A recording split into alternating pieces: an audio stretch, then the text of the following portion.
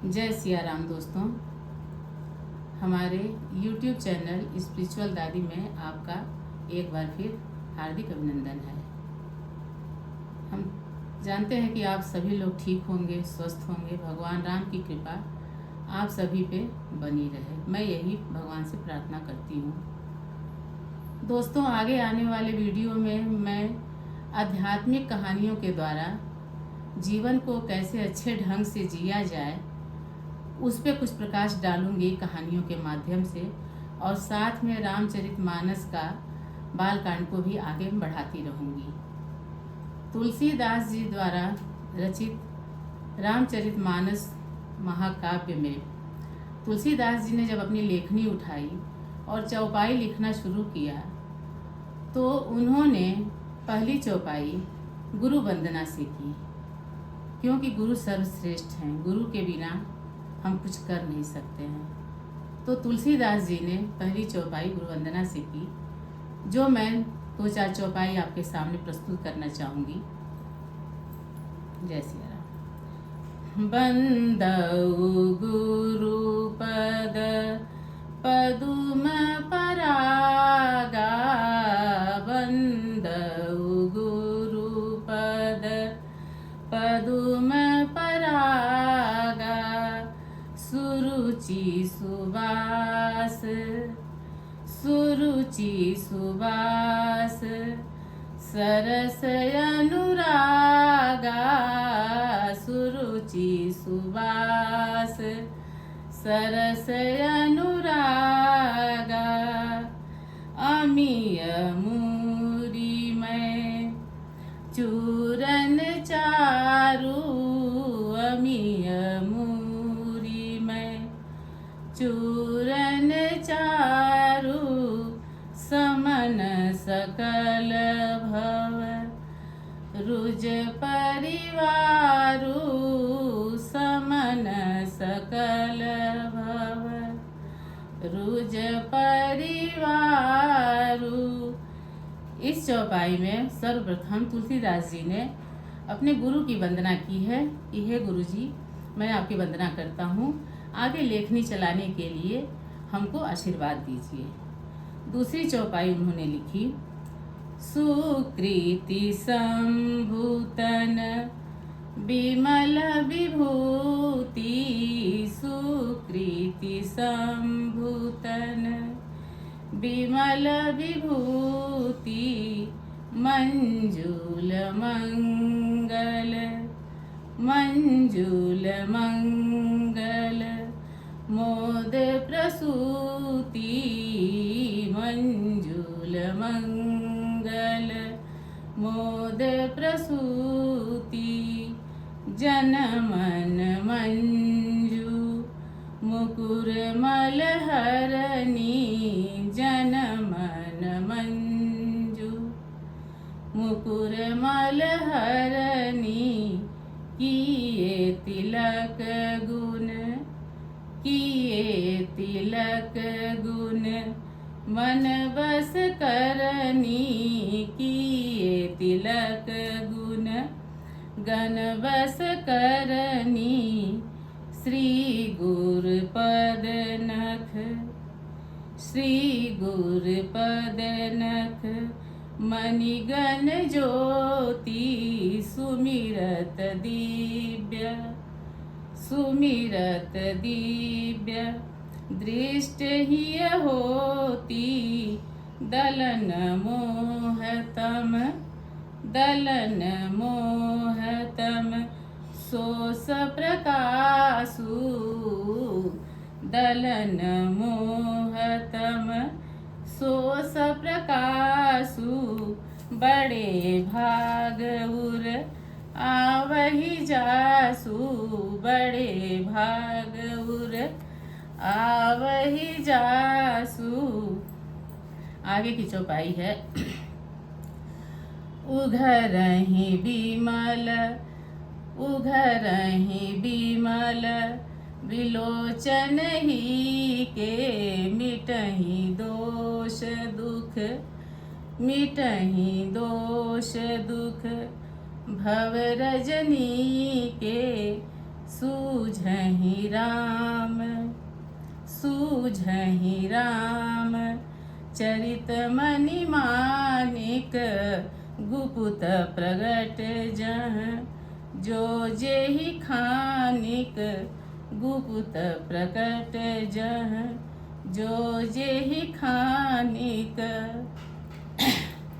जथा सुमंजन अंज दृगा साधक सिद्ध सुजान कौतुक देखत शैल बना भूतल भूरि निधान सियावल रामचंद्र की जय पवन सुत हनुमान की जय बोलो सब संतन की जय। ये दोस्तों मेरी चौपाई रही है। आगे की इसके ऊपर मैं थोड़ा सा गुरु की क्या महत्ता है, क्या इनका महत्व है हमारे जीवन में, थोड़ा प्रकाश डालना चाहूँगी। बिना सनातन धर्म में अध्यात्म के क्षेत्र में आगे बढ़ने के लिए गुरु की अहम भूमिका होती है। बिना गुरु के हम अध्यात्म के क्षेत्र में आगे नहीं बढ़ सकते हैं। तो तुलसीदास जी इस कविता में इस चौपाई में गुरु की वंदना की है और बताए हैं कि गुरु की महिमा क्या है हमको अध्यात्म के क्षेत्र में आगे बढ़ने के लिए।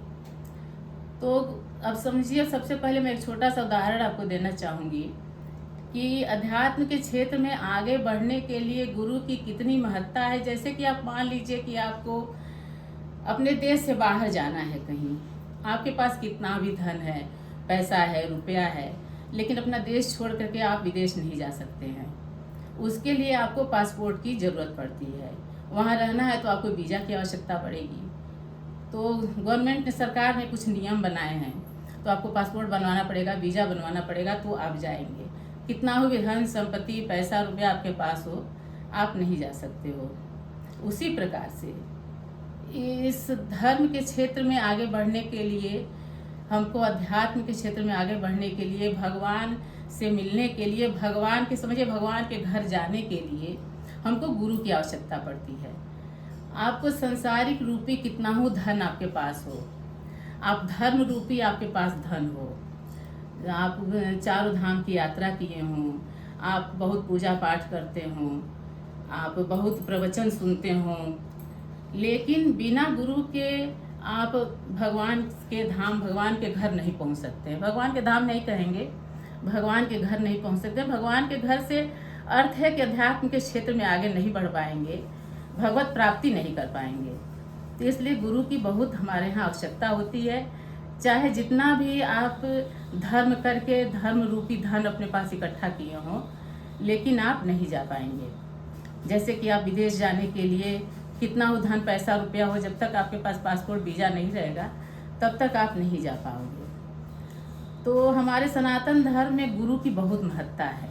हमारे सनातन धर्म में ही नहीं, हिंदू धर्म में ही नहीं, हर धर्मों में बहुत गुरु की महत्ता है।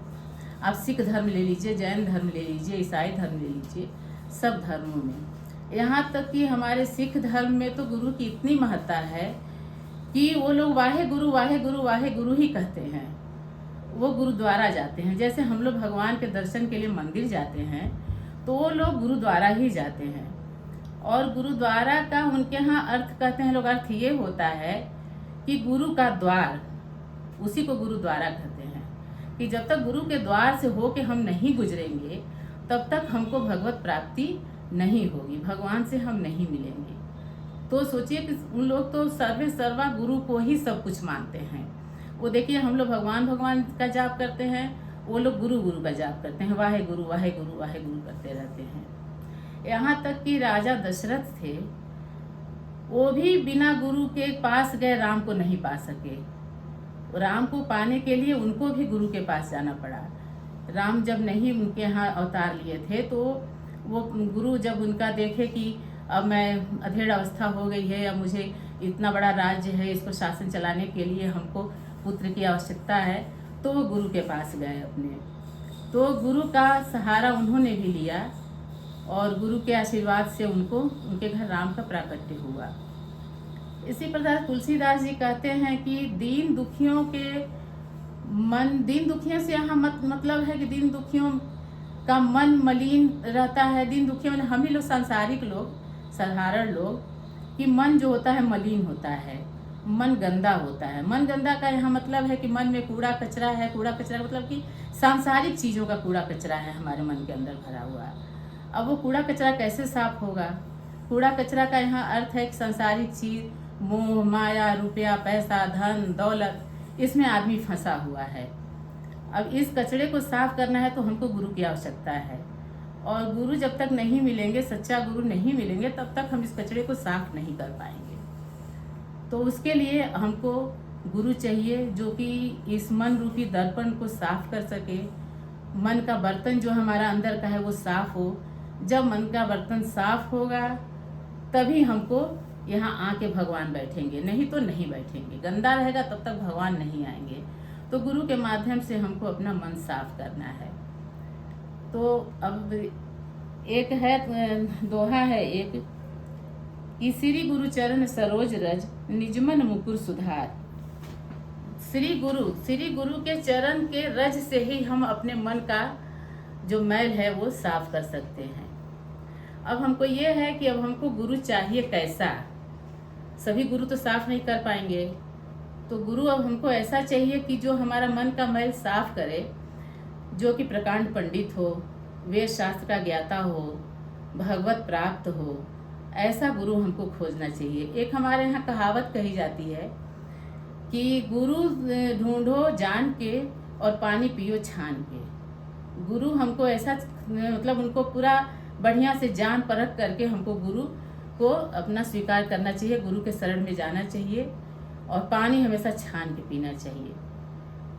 और इसी एक कथा के माध्यम से मैं आपको गुरु की महिमा का छोटा सा एक उदाहरण देना चाहती हूँ कि गुरु की महिमा कितना है। आप लोग स्वामी विवेकानंद के बारे में जानते होंगे, इतने बड़े स्वामी थे। उससे मुझे उनके बारे में मैं कुछ नहीं कह सकती, मेरी वही नहीं है, वो इतने बड़े स्वामी थे। तो स्वामी विवेकानंद एक बार गए थे अमेरिका। वहाँ पे उन्होंने वो भाषण दे रहे थे कहीं। तो वहाँ पे जब वो अपना भाषण दे रहे थे, अपना व्याख्यान दे रहे थे, तो वहाँ सभी लोग बैठे थे। वहाँ पे फोटोग्राफर भी था।